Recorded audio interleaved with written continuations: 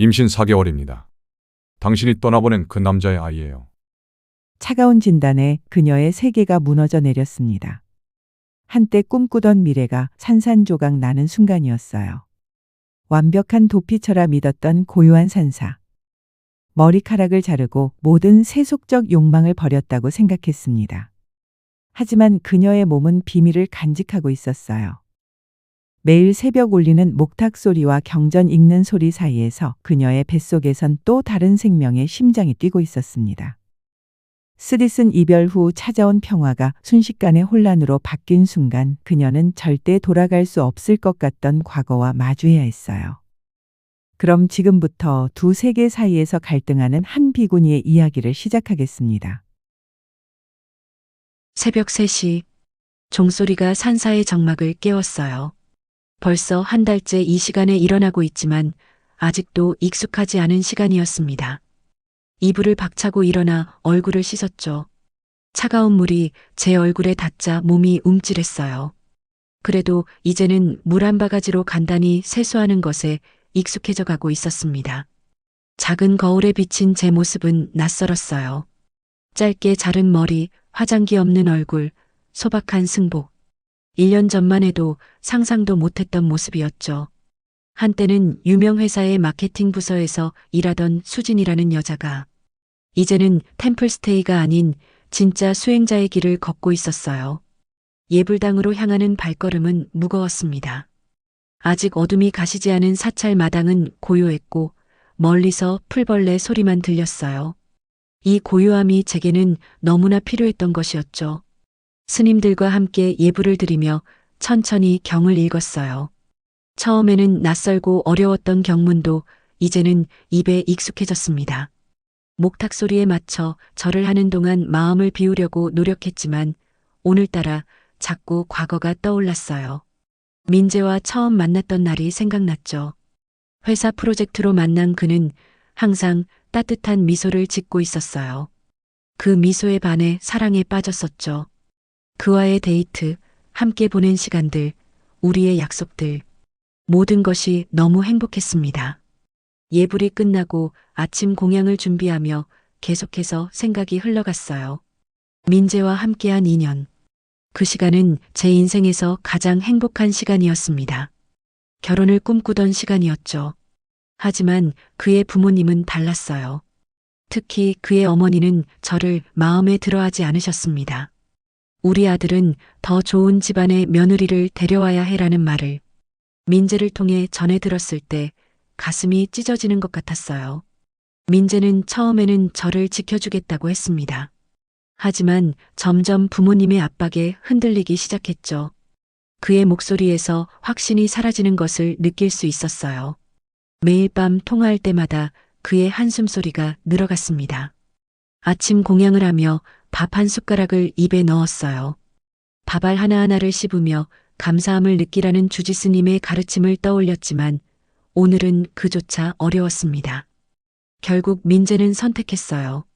부모님이 소개해준 다른 여자를 만나보겠다고 했죠. 그냥 형식적인 만남일 뿐이야라고 했지만 저는 이미 끝을 알고 있었습니다. 눈물이 맺혔지만 참았어요. 공양 중에는 감정을 드러내면 안 된다는 것을 배웠으니까요. 그리고 예상대로 민재는 점점 멀어졌습니다.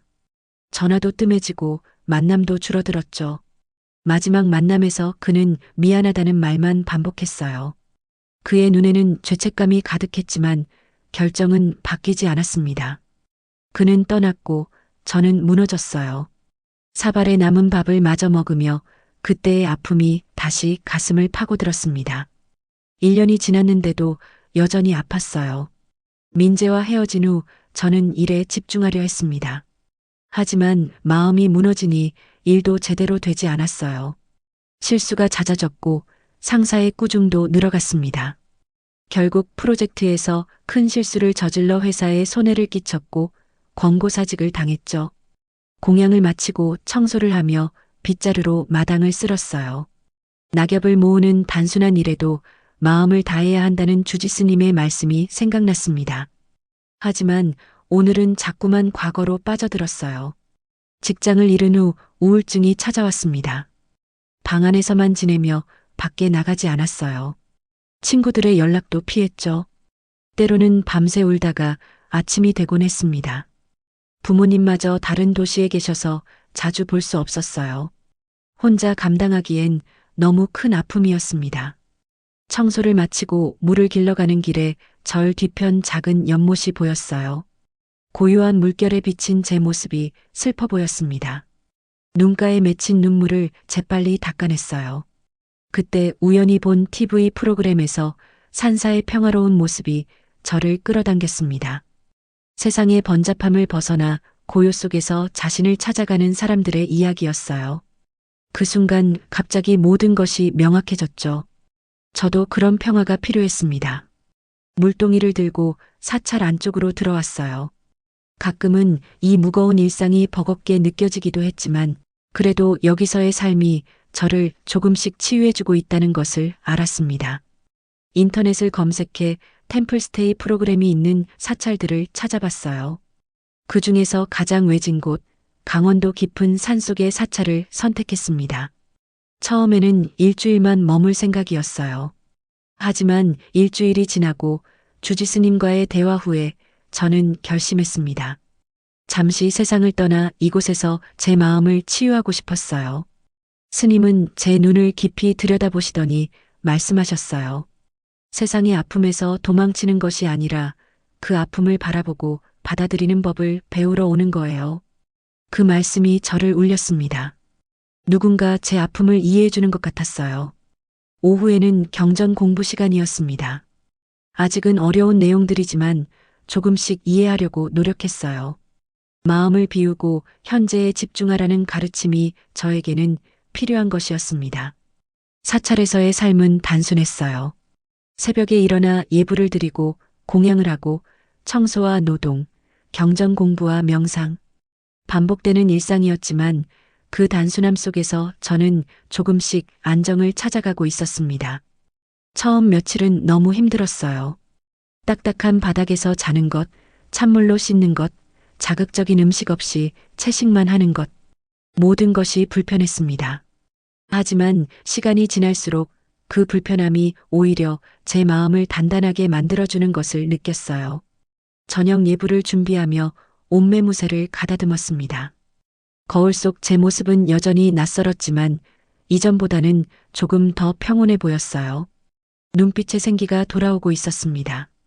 다른 스님들은 저를 호기심 어린 눈으로 바라보셨어요. 젊은 여성이 갑자기 출가를 결심한 것이 특이했을 테니까요. 하지만 누구도 제게 과거에 대해 묻지 않았습니다. 그저 지금 이 순간에 충실하도록 도와주셨어요. 주지 스님은 가끔 저를 부르셔서 차를 대접해 주셨습니다. 그 시간이 저에게는 큰 위로가 되었어요. 스님은 많은 말씀을 하지 않으셨지만 그 침묵 속에서도 깊은 이해와 위로를 느낄 수 있었습니다. 아직도 그 사람 생각이 나나요? 어느 날 스님이 물으셨을 때 저는 솔직히 대답했어요. 네, 아직도 많이 생각나요. 스님은 미소 지으시며 말씀하셨습니다. 그 마음도 흐르는 구름처럼 지나갈 거예요. 억지로 잊으려 하지 말고 그냥 바라보세요. 저녁 예불을 마치고 별이 빛나는 하늘을 바라보았어요. 이곳에 온 지 한 달.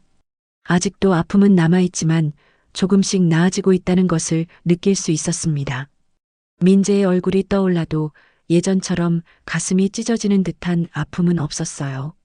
방으로 돌아와 작은 촛불 하나를 켰습니다. 불빛에 의지해 오늘 배운 경전 구절을 다시 읽어보았어요. 모든 것은 변한다. 영원한 것은 없다. 그 말이 제게 위로가 되었습니다. 이 아픔도 이 시간도 언젠가는 지나갈 테니까요. 잠들기 전 작은 일기장에 오늘의 감정을 적었어요. 오늘은 유독 과거가 많이 떠올랐지만 그래도 전보다 마음이 가벼웠습니다. 아픔을 인정하고 받아들이는 법을 조금씩 배우고 있었어요. 불을 끄고 눈을 감았습니다. 내일은 또 다른 하루가 시작될 테고 저는 그 하루를 맞이할 준비가 되어 있었어요. 아직은 흔들리고 불안하지만 이 길이 제가 가야 할 길이라는 확신이 점점 커져가고 있었습니다. 이곳에서 저는 새로운 수준이 되어 갔어요. 상처받은 영혼이 치유되는 도피처를 찾은 것 같았습니다. 사찰에서의 생활이 3개월째 접어들었어요. 겨울의 끝자락이 느껴지는 아침이었습니다. 일상이 편안해졌고 마음도 조금씩 안정을 찾아가고 있었죠. 민재에 대한 생각도 조금씩 옅어지고 있었어요. 가끔 그의 얼굴이 떠오를 때면 여전히 가슴이 아팠지만 그래도 이제는 숨을 쉴 수 있을 정도였습니다. 하지만 그날 아침 무언가 달랐어요. 새벽 예불을 마치고 공양간으로 향하던 중이었습니다. 갑자기 속이 울렁거리기 시작했어요. 입에서 신맛이 올라왔고 머리가 빙글빙글 돌았죠. 벽에 기대어 서야 할 정도로 어지러웠습니다. 괜찮으세요? 옆에 있던 스님이 걱정스러운 눈빛으로 물으셨어요. 겨우 고개를 끄덕이며 괜찮다고 했지만 정말 괜찮지 않았습니다. 간신히 공양간에 들어갔지만 밤 냄새가 코를 찌르자마자 참을 수 없는 구역질이 올라왔어요. 급히 밖으로 뛰쳐나와 화장실로 달려갔습니다. 화장실에서 나온 후 공양 시간에 참석하지 못했어요. 방으로 돌아와 누워 있었죠. 스님들이 걱정하시며 약초차를 가져다 주셨지만 효과가 없었습니다. 이틀, 사흘. 계속해서 아침만 되면 구역질이 났어요. 식욕도 이상했습니다. 평소에는 잘 먹지 않던 된장국이 갑자기 먹고 싶어졌고 평생 좋아하던 버섯은 갑자기 냄새만 맡아도 토할 것 같았어요. 주지스님께서 건강을 걱정하셨지만 저는 그저 체질에 맞지 않는 음식 때문이라고 둘러댔습니다. 하지만 마음 한구석에서는 불안함이 자라고 있었어요. 생리가 끊긴 지 벌써 3달째였으니까요. 처음에는 스트레스와 환경 변화 때문이라고 생각했어요. 수행자 생활이 신체에 영향을 미치는 것이 당연하다고 여겼죠.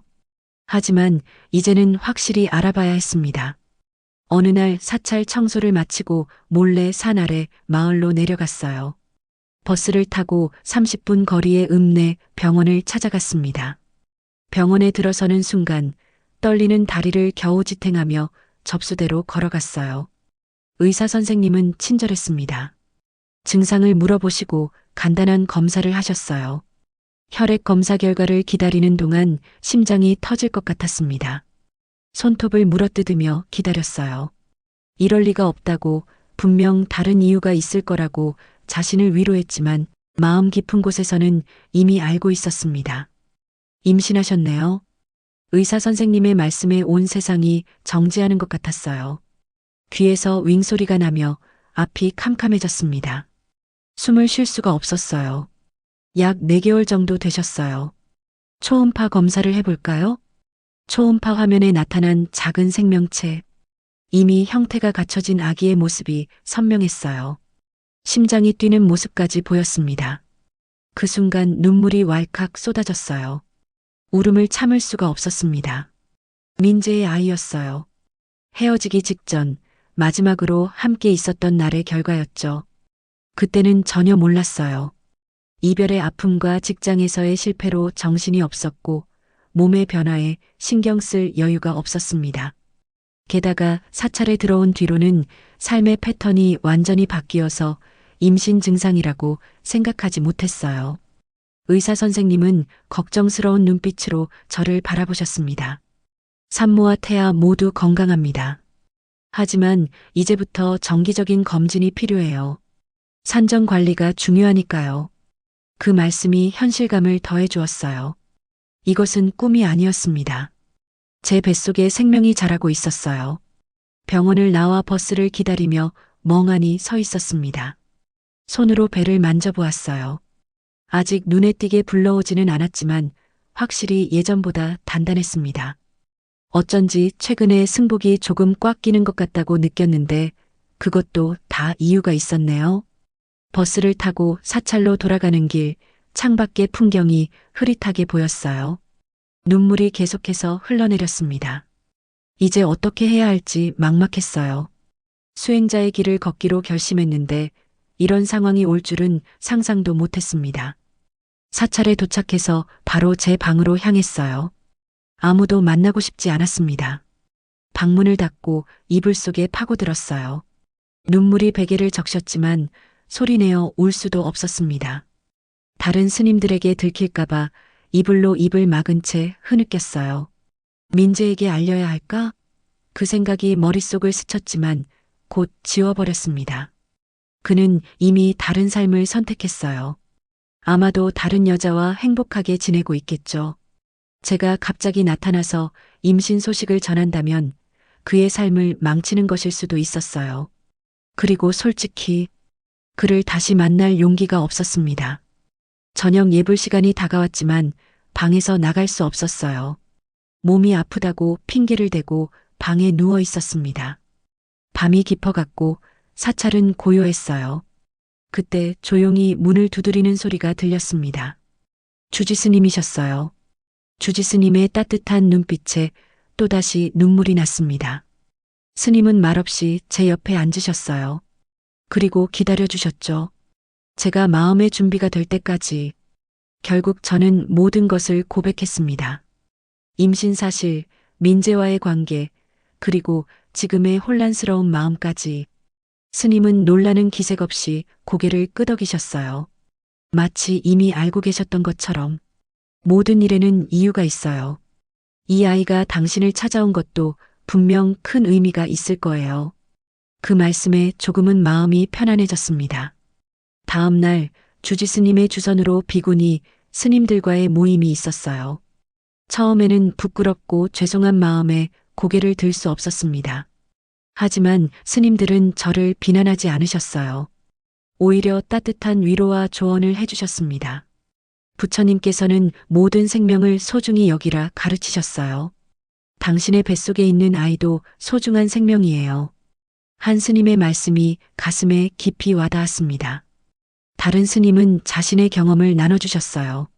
출가 전 아이를 낳고 그 아이를 친정에 맡긴 채 수행의 길을 선택하셨다고 했습니다.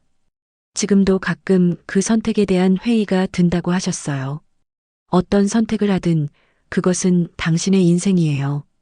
누구도 대신 결정해 줄 수 없어요. 모임이 끝나고 저는 사찰 뒤편 작은 연못가에 앉았습니다. 물에 비친 제 모습을 바라보았어요. 여전히 제 모습이었지만 이제는 혼자가 아니었죠. 제 안에 작은 생명이 함께하고 있었습니다.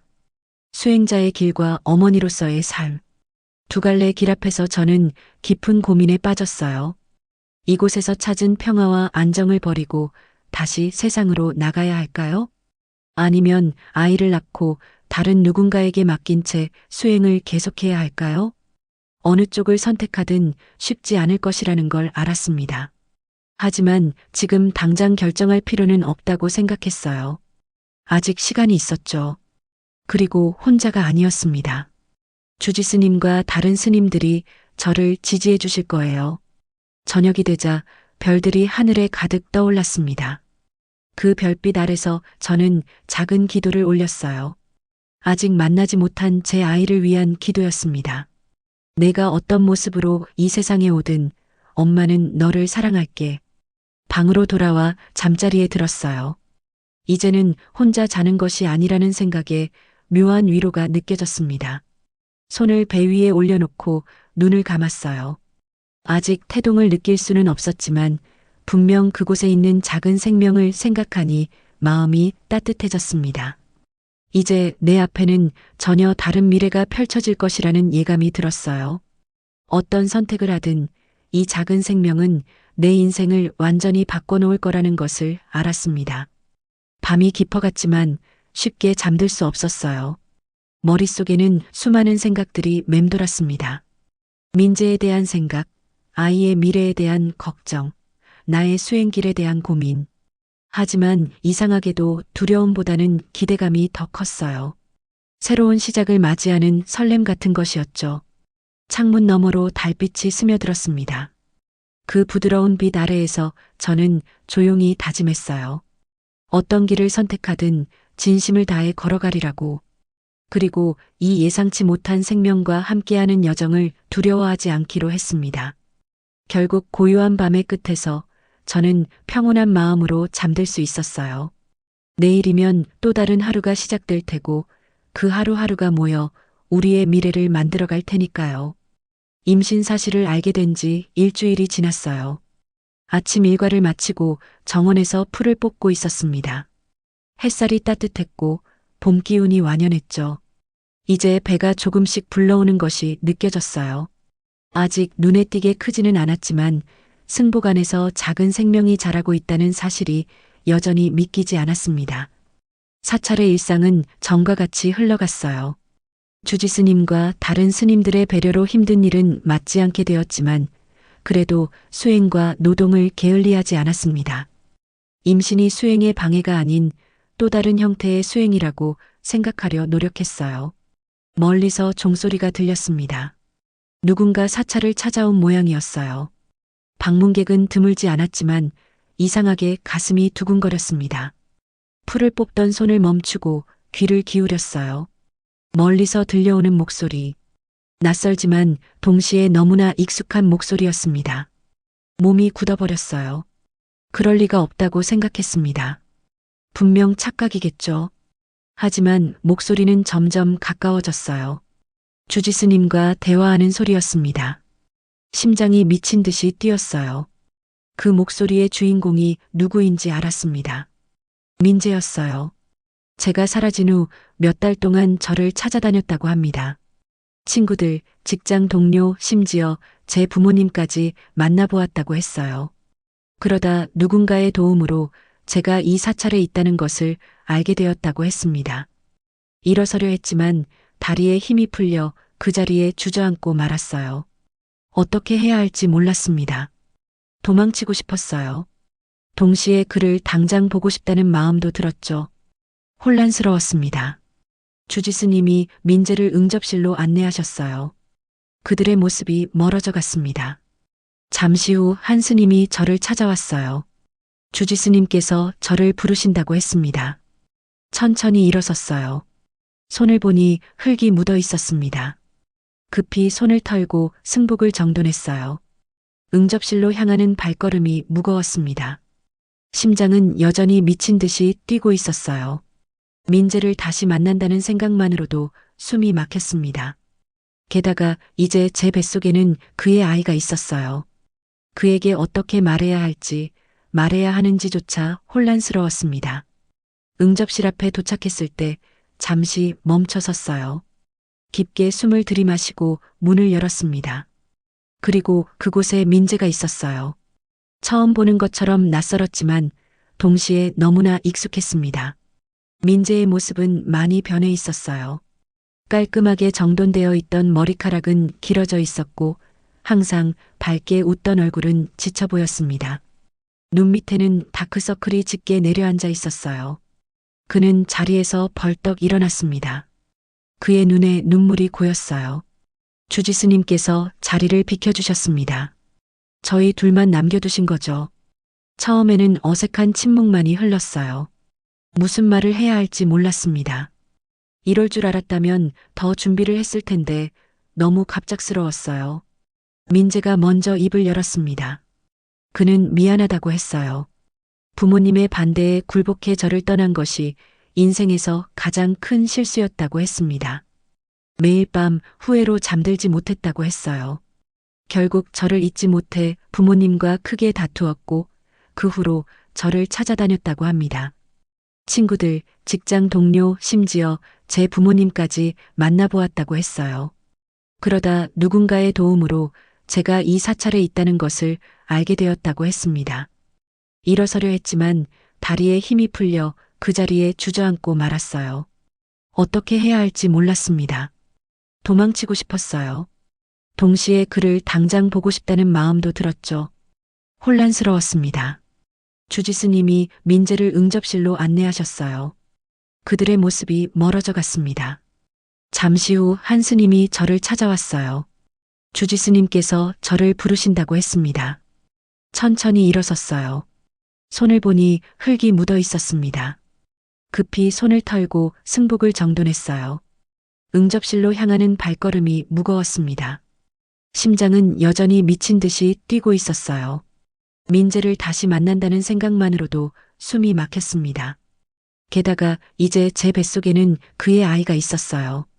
그에게 어떻게 말해야 할지, 말해야 하는지조차 혼란스러웠습니다. 응접실 앞에 도착했을 때 잠시 멈춰 섰어요. 깊게 숨을 들이마시고 문을 열었습니다.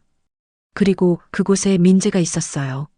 처음 보는 것처럼 낯설었지만 동시에 너무나 익숙했습니다. 민재의 모습은 많이 변해 있었어요. 깔끔하게 정돈되어 있던 머리카락은 길어져 있었고 항상 밝게 웃던 얼굴은 지쳐 보였습니다. 눈 밑에는 다크서클이 짙게 내려앉아 있었어요. 그는 자리에서 벌떡 일어났습니다. 그의 눈에 눈물이 고였어요. 주지스님께서 자리를 비켜주셨습니다. 저희 둘만 남겨두신 거죠. 처음에는 어색한 침묵만이 흘렀어요. 무슨 말을 해야 할지 몰랐습니다. 이럴 줄 알았다면 더 준비를 했을 텐데 너무 갑작스러웠어요. 민재가 먼저 입을 열었습니다. 그는 미안하다고 했어요. 부모님의 반대에 굴복해 저를 떠난 것이 인생에서 가장 큰 실수였다고 했습니다. 매일 밤 후회로 잠들지 못했다고 했어요. 결국 저를 잊지 못해 부모님과 크게 다투었고 그 후로 저를 찾아다녔다고 합니다. 저는 말없이 그의 이야기를 들었어요. 한때는 그렇게 듣고 싶었던 말들이었습니다. 밤마다 꿈속에서 그가 돌아와 이런 말을 해주길 기다렸었죠. 하지만 지금은 달랐어요. 제 마음은 이미 많이 변해 있었습니다. 민재의 눈빛은 진실되어 보였어요. 그의 목소리에는 간절함이 묻어 있었습니다. 그는 다시 시작하고 싶다고 했어요. 모든 것을 바로잡고 싶다고 했습니다. 부모님도 이제는 저를 인정하겠다고 했대요.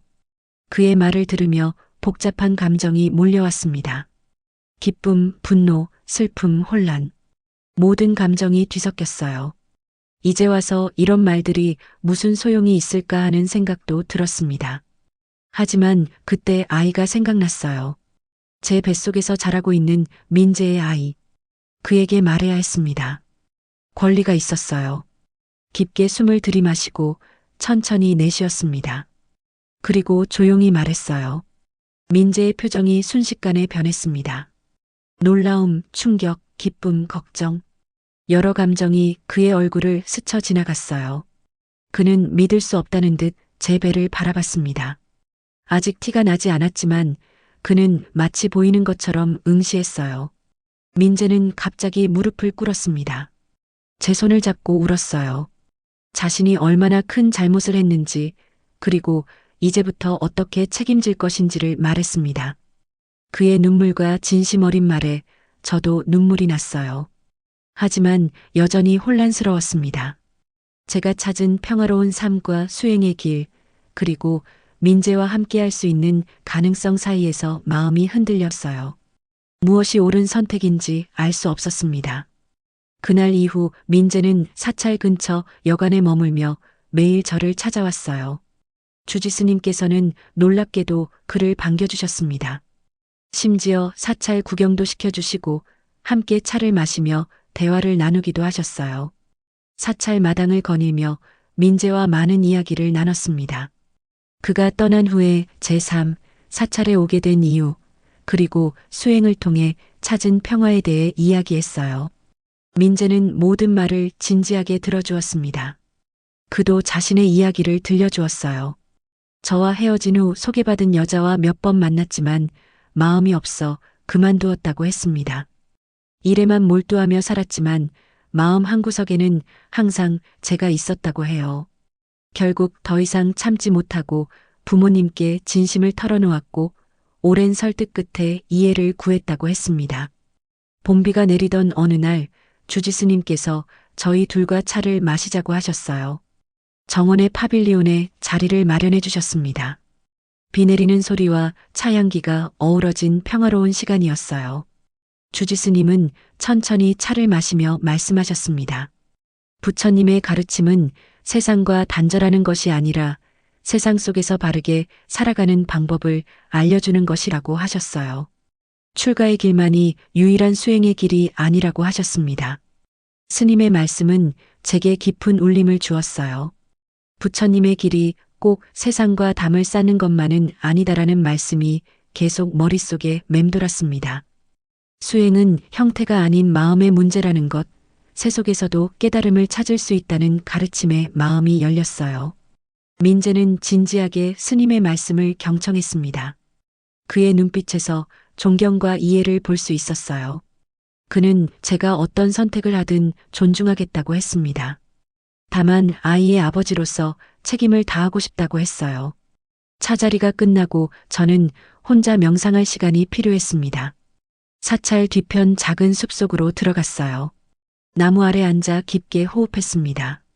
마음을 비우려 노력했지만 생각이 끊임없이 흘러들었어요.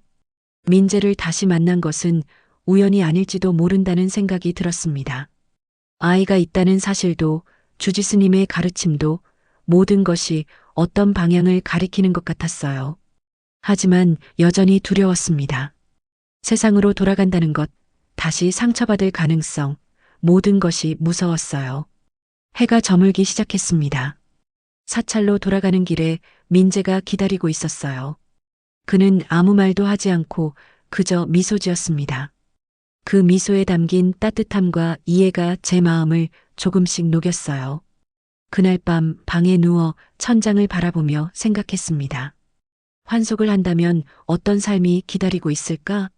민재와 함께, 그리고 우리의 아이와 함께하는 삶. 한때 그렇게 꿈꾸던 삶이었어요. 그 꿈을 다시 꿀 수 있을까? 아니면 모든 것이 환상에 불과할까? 달빛이 창문을 통해 방 안으로 스며들었습니다. 그 부드러운 빛 아래에서 저는 조금씩 마음의 방향을 찾아가고 있었어요. 아직 확실한 답은 없었지만 적어도 이제는 제가 선택할 수 있는 가능성이 있다는 것을 알았습니다. 눈을 감으며 깊게 숨을 들이마셨어요. 내일은 또 다른 날이 될 것입니다. 민재가 다시 찾아올 것이고 저는 조금 더 마음의 준비가 되어 있을 거예요. 천천히 한 걸음씩 앞으로 나아가는 것. 그것이 지금 제가 할 수 있는 최선이었습니다. 잠들기 전 마지막 생각은 제 뱃속의 아이였어요. 이 작은 생명은 제게 무엇을 가르쳐 주려는 걸까? 어쩌면 수행의 또 다른 형태, 또 다른 깨달음의 길일지도 모른다는 생각이 들었습니다. 그 생각에 미소 지으며 편안한 잠에 들었어요. 민재가 사찰에 찾아온 지 2주가 지났어요. 그 시간 동안 많은 생각을 했습니다. 사찰에서의 평화로운 삶과 세속으로 돌아가 새 삶을 시작하는 것 사이에서 마음이 흔들렸죠. 하지만 뱃속의 아이를 생각할 때마다 조금씩 결심이 굳어갔어요. 아침 예불을 마치고 주지스님을 찾아갔습니다. 떨리는 마음으로 제 결정을 말씀드렸어요. 스님은 이미 알고 계셨던 것처럼 고개를 끄덕이셨습니다. 환한 미소와 함께 제 손을 따뜻하게 잡아주셨어요. 그 순간 눈물이 왈칵 쏟아졌습니다. 주지스님은 환속 절차에 대해 차분히 설명해 주셨어요. 생각보다 복잡하지 않았습니다. 출가 과정을 완전히 마친 것이 아니었기에 형식적인 절차만 거치면 된다고 하셨죠. 스님은 제 선택을 존중한다고 말씀하셨어요. 세상으로 돌아가는 것도 또 다른 수행의 길이 될 수 있다고 했습니다. 그날 오후 비군이 스님들과 모여 차를 마셨어요. 제 결정을 알려드렸을 때 누구도 저를 비난하지 않았습니다. 오히려 축복의 말씀을 해주셨어요. 한 스님은 자신이 출가 전 키우던 아이가 이제 대학생이 되었다며 가끔 만나 이야기를 나눈다고 하셨습니다. 또 다른 스님은 세속에서도 부처님의 가르침을 실천할 수 있다고 격려해 주셨어요. 다음 날 민재에게 제 결정을 알렸습니다. 사찰 뒤편 작은 연못가였어요. 봄꽃이 만발한 아름다운 풍경 속에서 그에게 말했죠. 환속을 결심했다고, 그와 함께 새 삶을 시작하고 싶다고. 민재의 눈에 기쁨의 눈물이 고였어요. 그는 아무 말 없이 저를 꼭 안아주었습니다. 그 포옹 속에서 오랜만에 안정감을 느꼈어요. 환속 준비는 일주일이 걸렸습니다. 그동안 민재는 매일 사찰을 찾아왔어요. 때로는 함께 주변을 산책하기도 했고 주지스님과 차를 마시며 대화를 나누기도 했습니다. 민재는 사찰에서의 생활에 진심으로 관심을 보였어요. 그리고 제가 배운 가르침들을 존중하는 모습을 보여주었죠. 환속 전날 밤 제 작은 방에서 짐을 정리했어요. 그리 많지 않았습니다. 사찰에 올 때도 간소했지만 여기서의 생활은 더욱 단순했으니까요. 몇 벌의 옷과 책 몇 권, 그리고 스님들이 선물해 주신 작은 불상과 염주가 전부였어요. 그날 밤은 쉽게 잠들 수 없었습니다. 창문으로 보이는 별들을 바라보며 이곳에서의 시간을 돌아봤어요. 상처와 아픔을 안고 도망치듯 찾아왔던 이곳에서 제 마음은 많이 치유되었습니다. 이제는 과거의 아픔을 안고 살아갈 수 있는 힘이 생겼어요. 아침이 밝았습니다. 마지막 예불에 참석했어요. 모든 스님들이 모인 자리였습니다.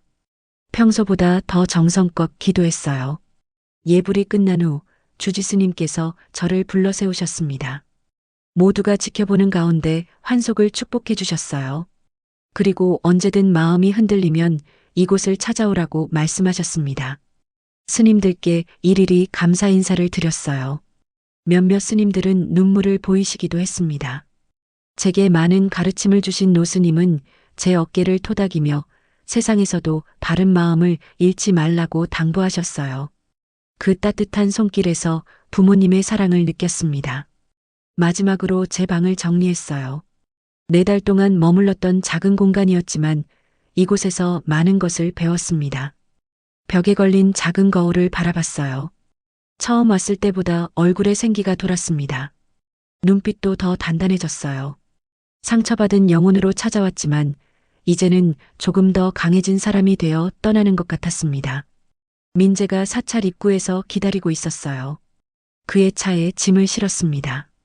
마지막으로 사찰을 돌아보며 마음속으로 깊이 감사 기도를 올렸어요. 이곳은 언제나 제 마음의 고향이 될 것입니다. 차에 오르자 민재가 살짝 긴장한 표정으로 말했어요. 부모님께 가봐야 한다고. 이미 임신 사실과 저와 재회한 일을 말씀드렸다고 했습니다. 처음에는 격하게 반대하셨지만 직접 만나 이야기하자고 하셨대요. 심장이 빠르게 뛰기 시작했습니다. 민재의 부모님과의 만남은 언제나 어색하고 불편했어요. 특히 그의 어머니는 저를 마음에 들어하지 않으셨죠. 한순간 도망치고 싶은 마음이 들었어요. 하지만 이제는 도망칠 수 없었습니다. 우리 아이를 위해서라도 이 문제를 바로 해결해야 했어요. 차가 도시로 향했습니다. 창밖으로 펼쳐지는 풍경이 점점 익숙해졌어요. 사찰의 고요함을 떠나 시끄러운 도시로 돌아가는 것이 아직은 낯설었습니다. 민재는 운전하며 자주 제 표정을 살폈어요. 긴장한 저를 안심시키려는 듯 때때로 미소를 지어주었습니다. 2시간 정도 달렸을까요? 강남의 고급 아파트 단지에 도착했어요. 민재의 부모님 댁이었습니다.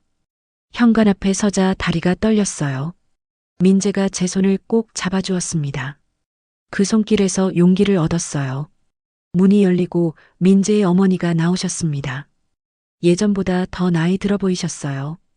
그리고 표정이 무척 굳어 있었습니다. 저를 보시자 한숨을 내쉬셨어요.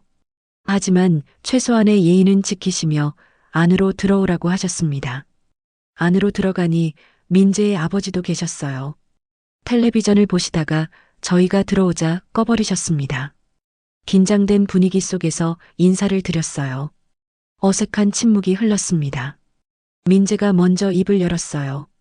저와의 재회, 임신 사실, 그리고 함께 살기로 한 결정까지 설명했습니다.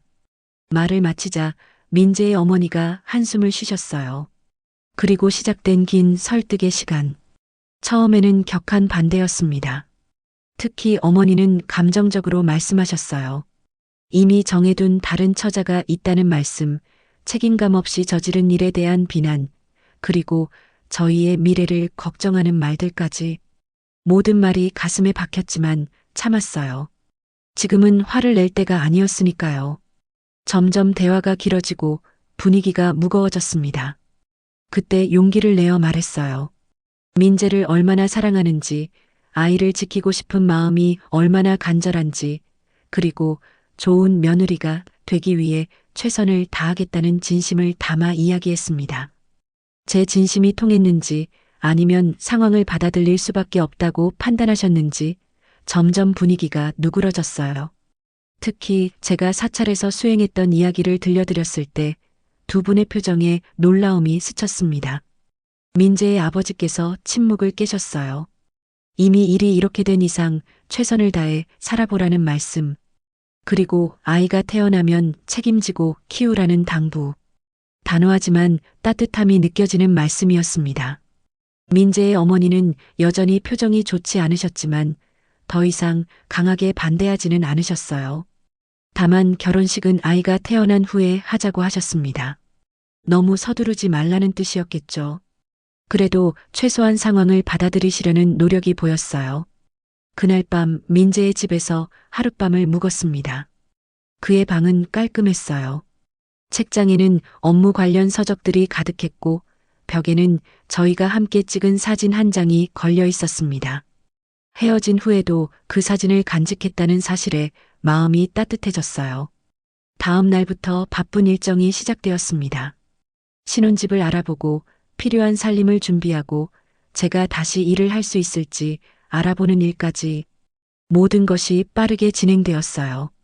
일주일 후 강서구의 작은 아파트를 계약했습니다. 민재의 부모님께서 보증금을 도와주셨어요. 처음에는 거절하려 했지만 민재가 받아들이자고 했습니다. 그의 부모님도 조금씩 마음의 문을 열고 계신 것 같았어요. 이사날 민재의 친구들이 도와주러 왔습니다. 모두 저를 반갑게 맞아주었어요. 오랜만에 보는 얼굴들이었지만 마치 어제 헤어진 것처럼 자연스러웠습니다. 그들은 제 임신 소식에 진심으로 축하해 주었어요. 새 집은 아담했지만 따뜻했습니다. 햇살이 잘 들어오는 거실, 작지만 깔끔한 주방, 그리고 아이 방으로 쓸 작은 방까지 모든 것이 완벽했어요. 이제 이곳에서 새로운 삶이 시작되는 것이었습니다. 첫날 밤 민재와 함께 창가에 앉아 별을 바라봤어요. 사찰에서 보던 별과 같은 별이었지만 느낌은 달랐습니다. 이제는 혼자가 아니었으니까요. 민재의 손이 제 배를 감쌌어요. 우리 아이가 조금씩 크고 있다는 생각에 미소가 지어졌습니다. 다음 날 아침 일찍 일어나 명상을 했어요. 작은 거실 한편에 방석을 깔고 앉았습니다. 사찰에서의 습관이 몸에 배어 있었어요. 민재는 그런 제 모습을 존중해 주었습니다. 심지어 작은 불단까지 마련해 주었어요. 명상을 마치고 차를 끓였습니다. 사찰에서 배운 대로 천천히 정성껏 그 향기로운 차를 마시며 창밖을 바라봤어요. 도시의 아침은 분주했지만 제 마음은 평온했습니다. 민재가 일어나 제 옆에 앉았어요. 그도 함께 차를 마셨습니다. 말없이 그 순간을 함께 했어요. 세속으로 돌아왔지만 마음의 평안은 잃지 않으려고 했습니다. 부처님의 가르침대로 지금 이 순간에 충실하며 살아가려고요. 차를 마신 후 민재는 출근 준비를 했어요. 넥타이를 매는 그의 모습을 바라보며 새로운 일상이 시작되었음을 실감했습니다. 문 앞에서 그를 배웅하며 키스를 나눴어요. 이제 정말 우리의 삶이 시작된 것 같았습니다. 혼자 남은 집에서 창문을 활짝 열었어요. 봄바람이 불어왔습니다. 새로운 시작을 알리는 바람 같았어요. 배를 쓰다듬으며 아이에게 말을 걸었습니다. 이제 함께 걸어갈 길, 새로운 선택과 화해의 길. 그 길이 때로는 험할지라도 함께라면 이겨낼 수 있을 거라고 믿었어요. 출산 예정일이 한 달 앞으로 다가왔어요. 배는 눈에 띄게 불러와 있었고 아이의 움직임도 활발해졌습니다. 밤에는 아이가 자꾸 발차기를 해서 잠을 설치기도 했지만 그 느낌이 너무 신기하고 행복했어요. 거울 앞에 서서 불룩 나온 배를 쓰다듬으며 미소를 지었습니다. 하지만 행복 속에도 불안감이 스며들었어요. 출산이 처음이다 보니 두려움이 컸습니다. 출산 과정은 어떨지, 아이는 건강하게 태어날지, 내가 좋은 엄마가 될 수 있을지, 밤마다 이런 걱정들로 마음이 무거웠어요. 민재는 그 어느 때보다 든든한 지원군이 되어 주었습니다. 매일 아침 출근 전에 제 배에 귀를 대고 아이에게 인사를 했어요. 저녁에는 퇴근 후 피곤할 텐데도 집안일을 도와주고 따뜻한 차를 끓여주었습니다. 주말이면 함께 출산 준비 클래스에 참석했어요. 민재의 진지한 눈빛과 열정적인 태도에 다른 예비 아빠들도 감탄했죠. 민재는 예전과 많이 달라져 있었어요. 부모님 앞에서 우유부단했던 그 모습은 온데간데 없이 사라지고 이제는 자신의 생각을 분명히 말하는 사람이 되었습니다. 부모님과의 관계에서도 한결 당당해졌어요. 특히 저와 아이에 관한 일에는 절대 타협하지 않았습니다. 주말마다 우리는 사찰을 방문했어요. 민재의 차로 산길을 오르며 창밖의 풍경을 감상했습니다. 계절에 따라 변하는 산의 모습이 참 아름다웠어요. 특히 가을이 오면 단풍으로 물든 산은 그야말로 장관이었습니다. 사찰에 도착하면 주지 스님께서 항상 반갑게 맞아주셨어요. 스님의 미소는 변함없이 따뜻했습니다. 아이의 상태를 물어보시고 건강한 출산을 위한 조언을 해주셨어요. 때로는 제 배를 가볍게 쓰다듬으시며 태교의 좋은 경전 구절을 읊어주시기도 했습니다. 비구니 스님들도 저희를 반겨주셨어요. 손수 뜨신 털실 모자와 양말을 선물해 주시기도 하고 엄마가 될 준비에 대한 조언을 아끼지 않으셨습니다. 그분들의 따뜻한 배려 덕분에 출산에 대한 두려움이 조금씩 줄어들었어요. 민재도 사찰 생활에 자연스럽게 녹아들었습니다. 처음에는 어색해하던 그도 이제는 스님들과 편안하게 대화를 나누고 사찰 일을 돕기도 했어요. 주지 스님과 불교 철학에 대해 진지한 대화를 나누는 모습을 보며 민재의 또 다른 면을 발견하는 것 같았습니다. 출산 예정일이 일주일 앞으로 다가왔을 때 밤중에 갑자기 진통이 시작되었어요. 민재를 흔들어 깨웠습니다. 반쯤 잠에서 깬 민재가 제 말을 듣고 눈이 휘둥그레졌어요. 서둘러 짐을 챙기는 민재의 손이 떨리는 게 보였습니다. 저보다 더 긴장한 것 같았어요. 병원으로 향하는 차 안에서 진통이 점점 심해졌습니다. 숨을 깊게 들이마시고 내쉬며 참았어요. 민재는 한 손으로 제 손을 꼭 잡아주었습니다. 그의 손이 따뜻했어요. 그 온기가 큰 위로가 되었습니다. 병원에 도착하자마자 분만실로 안내되었어요. 의사 선생님께서 검진 후 아직 초기 진통 단계라고 말씀하셨습니다. 앞으로 몇 시간 더 기다려야 한다고 했어요. 민재는 제 곁을 한시도 떠나지 않았습니다. 이마에 땀을 닦아주고 등을 마사지해 주었어요. 시간이 지나면서 진통은 점점 더 강해졌습니다. 참기 힘들 정도로 아팠어요. 숨조차 제대로 쉬기 어려웠습니다. 그래도 민재의 격려와 응원 덕분에 조금씩 견뎌냈어요. 그의 손을 너무 세게 잡아 손가락이 하얗게 변할 정도였지만 민재는 아프다는 내색 없이 계속 미소로 응원해 주었습니다. 드디어 아이를 밀어내야 할 시간이 왔어요. 온 힘을 다해 밀었습니다. 머릿속이 하얘지고 눈앞이 캄캄해질 정도로 고통스러웠어요. 그래도 포기하지 않고 계속 힘을 주었습니다. 민재와 의료진의 목소리가 멀리서 들리는 것 같았어요. 마지막 힘을 짜내는 순간 갑자기 고통이 사라지는 느낌이 들었습니다. 그리고 작은 울음소리가 들렸어요. 아이의 첫 울음소리였습니다. 그 소리에 모든 고통이 눈 녹듯 사라졌어요. 눈물이 왈칵 쏟아졌습니다. 간호사가 작은 아기를 제 품에 안겨주었어요. 붉은 얼굴의 작은 생명체는 믿을 수 없을 만큼 완벽했습니다. 작은 손가락, 오동통한 뺨, 그리고 꼭 감은 눈까지. 떨리는 손으로 아이의 볼을 쓰다듬었어요. 따뜻했습니다. 아이의 얼굴을 보며 작게 속삭였어요. 미안하고 고마워. 이 세상에 와줘서. 그 순간 아이가 눈을 살짝 떴다 감는 것 같았어요. 마치 제 말을 알아들은 것처럼. 민재도 눈물을 글썽이며 아이의 작은 손을 조심스럽게 잡았습니다. 딸이었어요. 건강한 여자아이. 3.2kg의 튼튼한 아기였습니다. 민재와 저는 오랫동안 아이의 이름을 고민했었어요. 결국 연하로 지었습니다. 연꽃이라는 뜻이죠.